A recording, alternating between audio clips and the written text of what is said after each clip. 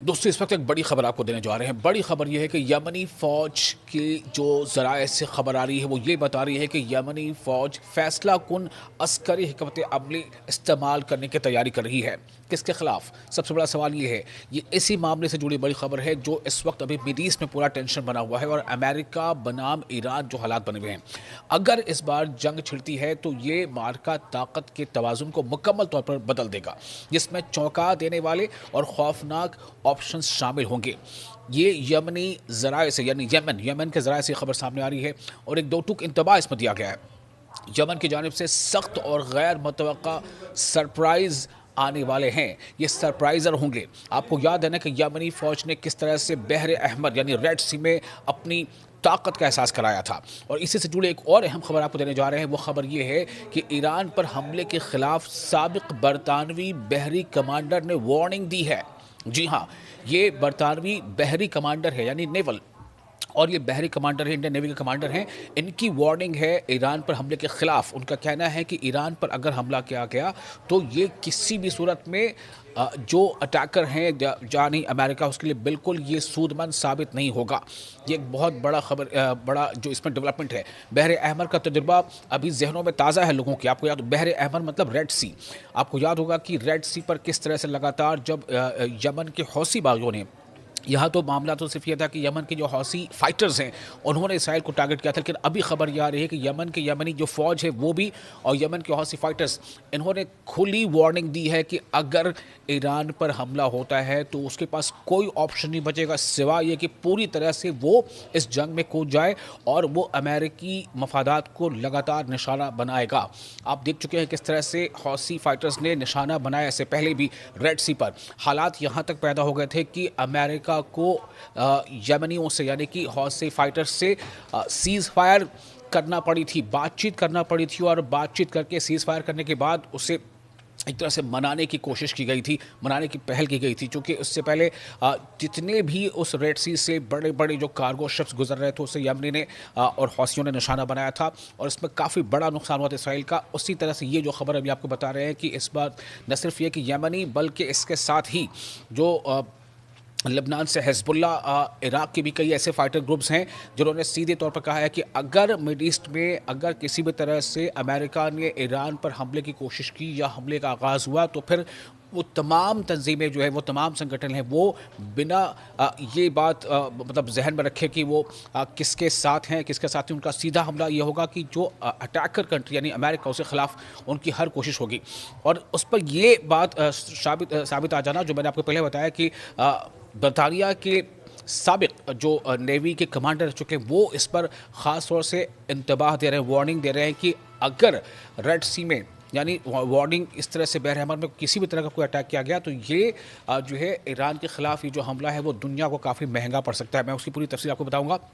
फिलहाल आपको ये बता दें कि अमेरिका ने जो हौसियों के साथ वायदा कर रखा है वो वायदे की पूरी तफसील की है। आपको याद होगा मई 2025 को जो ओमान जो सल्तनत है ओमान, तो ओमान सल्तनत ने की सालसी में उसकी मीडिएशन में ये ऐलान किया गया था कि अमेरिका और हौसियों के दरमियान जो है वो सीज़ फायर लागू होगा। अब आप सोचें कि अमेरिका इस हालत तक आ गया था कि उसे हौसियों के साथ सीज़ फायर करना पड़ी थी। हालांकि उस सीज़ फायर का मतलब ये था कि हौसी फाइटर्स जो हैं वो रेड सी से गुजरने वाले अमेरिकी शिप्स को निशाना नहीं बनाएंगे। अमेरिका को इस हद तक झुकना पड़ा था कि हौसियों से जंग बंदी का मुआहदा करना पड़ गया था, क्योंकि अमेरिका को पता था कि वहाँ पर जो ताकत है हौसियों की वो ज़बरदस्त है और बग़ैर उनको मनाए वो अपने मफादात को तहफ़्फ़ुज़ फ़राहम नहीं कर सकता।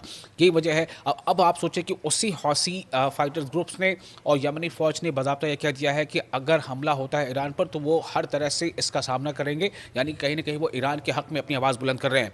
तो वो जो अमेरिका के साथ मुआहदा हुआ था, मुआहदे के मुताबिक दोनों फरीक एक दूसरे को निशाना नहीं बनाएंगे, ख़ासतौर पर बहर अहमर यानी रेड सी और बाबुल मंदब में अमरीकी और तजारती जहाज़ों पर हमले नहीं करेंगे। ये उस वक्त मुआहदा था, लेकिन अब हौसी फाइटर्स का कहना है कि वो उन तमाम शिकों को, माहदे को वो भूल जाएंगे जो अमेरिका के साथ किया गया था। चूँकि अमेरिका जो है अब खुद इस पूरे खित्ते पर जो अरब खित्ता है या मिड ईस्ट है जैसे हम मिडिल ईस्ट कहते हैं या मध्य पूर्व कहते हैं, उस खित्ते पर अमेरिका हमलावर हुआ है। इस माहदे के तहत अमेरिका ने हौसियों के खिलाफ फ़िज़ाई हमले और बमबारी रोक दी, खासतौर पर वो हमले जो अमेरिकी या गैर मुल्की जहाज़ों को निशाना बनाने के जवाब में किए जा रहे थे। लेकिन हौसियों के वादे क्या थे? हौसियों ने इस बात की ज़मानत दी कि वो अमरीकी बहरी जहाज़ों या अमरीकी अहदाफ को निशाना नहीं बनाएंगे, जिसके नतीजे में अमेरिका ने अपनी अस्करी कार्रवाइयाँ मुअत्तल कर दी थी। तो ये मुकम्मल जंगबंदी नहीं थी। और अब इसी हौसी फाइटर्स ने जिनके लिए अमरीका जो है जिनसे सीज़ फायर करने पर मुआहदा करने पर मजबूर हुआ था, अब उन्होंने वाज़ेह कर दिया है कि यह मुआहदा इसराइल के खिलाफ कार्रवाइयों या दीगर गैर अमरीकी अहदाफ पर लागू नहीं होता। यानी उन्होंने सिर्फ अमरीकी अहदाफ को निशाना न बनाने पर रजामंदी जाहिर की, जबकि दीगर महाजों पर कार्रवाई जारी रखने का इंदिया दिया था। ये माजी की बात बता रहा हूँ आपको, लेकिन अब वो खुले तौर पर कह रहे हैं। अब आप सोचें कि ईरान पर हमले के खिलाफ साबिक बरतानवी बहरी कमांडर की वार्निंग है। वो क्यों, वो क्या कह रहे हैं? उनका कहना है कि बहरे अहमर यानी रेड सी का तजुर्बा अभी जहनों में है। यानी वो ये याद दिला रहे हैं दुनिया को कि रेड सी में जो हमले हुए थे हौसियों की जानिब से या यमनी फौजों की जानिब से, उसको नहीं भूलना चाहिए। और अगर ईरान पर हमले का कोई ऐसी शुरुआत होती है तो ये दुनिया के लिए अच्छा नहीं होगा। बरतानवी बहरिया के साबिक कमांडर यानी एक्स कमांडर जिनका नाम है टॉम शार्प ने ईरान पर किसी भी हमले के मुमकिना नताइज से ख़बरदार किया है। उन्होंने अस्करी ख़तरात के तजज़िये में, जिसे वो यमन कॉम्प्लेक्स कहते हैं, इसको मद्देनज़र रखने पर जोर दिया है। ये इस्तिलाह हालिया अमरीकी और मगरबी तजर्बात के लिए इस्तेमाल की गई है जो बहरे अहमर में पेश आए। अब आप सोचें कि बरतानिया यानी ब्रिटेन के नेवी के एक्स कमांडर वो वार्निंग दे रहे हैं कि ईरान पर हमला करना, अगर किसी भी तरह से सूरत ये नौबत आती है तो ये किसी भी सूरत में दुनिया के लिए हक़ में बेहतर नहीं होगा, खुद अमेरिका के हक़ में बेहतर नहीं होगा। टॉम शार्प के मुताबिक, टॉम शार्प जो बरतानिया के एक्स नेवी कमांडर, उनके मुताबिक बहरे अहमर यानी रेड सी में अमरीकी और मगरबी अफवाज को जिन मुश्किलात का सामना करना पड़ा वो अब वाशिंगटन और कई मगरबी दारुल हुकूमतों में मुस्तकबिल के खतरात नापने का पैमाना बन चुकी हैं। उन्होंने कहा कि ड्रोन से बचाव के लिए बहरी मशक़ें और फौजी तैयारी दरअसल अंदरूनी हम आहंगी और दिफाई तैयारी को तेज़ और बेहतर बनाने के इक़दाम हैं। टॉम शार्प ने दावा किया है कि ये मशक़ें बराह रास्त यमन खौफ कॉम्प्लेक्स से जुड़ी नहीं है, अगरचे बाद में उन्होंने ये तस्लीम किया कि ईरान की बहरी जहाज शिकन सलाहियतों की तारीफ़ करना एक दानिशमंदाना कदम है।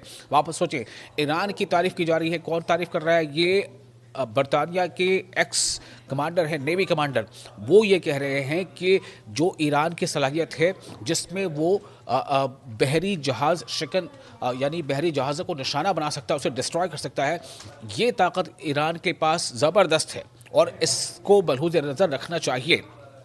इनके मुताबिक तेहरान के पास इस मैदान में वसी हथियारों का ज़ख़ीरा मौजूद है, जिसमें सिर्फ किस्मत के अंसर की कमी है। यानी कि अगर लक फेवर किया ईरान का तो अमेरिका को इसमें भारी मुश्किल पड़ सकती है और ईरान जो है वो भारी पड़ सकता है अमेरिका पर। वो ये इस बात का एहसास दिला रहे हैं। ये तमाम बयान ऐसे वक्त में सामने आए हैं जब दुनिया के सबसे ताकतवर बहरी क़ुव्वत को शदीद झटकों का सामना करना पड़ा। यमन ने, जी हाँ, यमन ने बहरे अहमर, बहरे अरब और यानी अरब सागर और खलीज अदन में एक नया बहरी तवाज़ुन मुसल्लत कर दिया है, जिसके नतीजे में अमरीकी बहरी जहाज़ों पर हमले हुए और तैयारा बरदार बहरी बेड़ों को इलाका छोड़ना पड़ा था, जैसा कि सरकारी ऐलान में बताया गया। ये पेशरफ बिलाखिर इस मकाम पर ख़त्म हुई कि अमरीका के साबिक़ सदर डोनाल्ड ट्रंप ने हौसियों की ताकत को तस्लीम किया और अमानी सालिसी के ज़रिए उनके साथ मुआहदा किया। तो एक बार जब डोनाल्ड ट्रंप इसका मज़ा चख चुके हैं, उन्हें एहसास कराया जा चुका है हौसियों के जानिब से कि अगर रेड सी में कोई बादशाह है, रेड सी का कोई कलंदर है, रेड सी का कोई अगर बाजीगर है तो वो है हौसी। और वही हौसी फाइटर्स, वही यमनी फ़ौज अब ये कह रही है कि अगर अमेरिका ने ऐसी कोई गलती की, ईरान के ख़िलाफ़ कोई ऐसा मिलिट्री स्टेप लिया तो ये अमेरिका को भारी पड़ सकता है। और इसी बात की तरफ इशारा कौन कर रहे हैं? टॉम शार्प, जो बरतानिया के साबिक नेवी कमांडर है, वो ये कह रहे हैं कि ऐसा जोखिम उठाना किसी भी मुल्क को काफ़ी भारी पड़ सकता है अगर वो समंदर में ईरान से टकराता है। जो कि ईरान के साथ साथ आप देखें लेबनान में जो हिज़्बुल्लाह है उसने भी ऐसी वार्निंग दे दी है। इराक़ में कई ऐसी तंजीमें हैं, कई ऐसे फाइटर ग्रुप्स हैं, उन्होंने भी इंतबाह दे दिया है कि फिर हम किसी चीज़ को मद्देनज़र नहीं रखेंगे सिवाय इसके कि हम ये तस्लीम करेंगे कि हमारे खत्ते पर कोई हमलावर हुआ है और हम उसका मुकाबला करेंगे। यानी कि ईरान, जिसको अमेरिका आमतौर से ये कहता है कि ईरान के प्रॉक्सीज़ हैं, वो तमाम के तमाम तैयार हैं अमेरिका के ख़िलाफ़ सीना सफ़र होने के लिए और अमेरिका के ख़िलाफ़ डट कर मुकाबला करने के लिए ईरान की हिमायत में।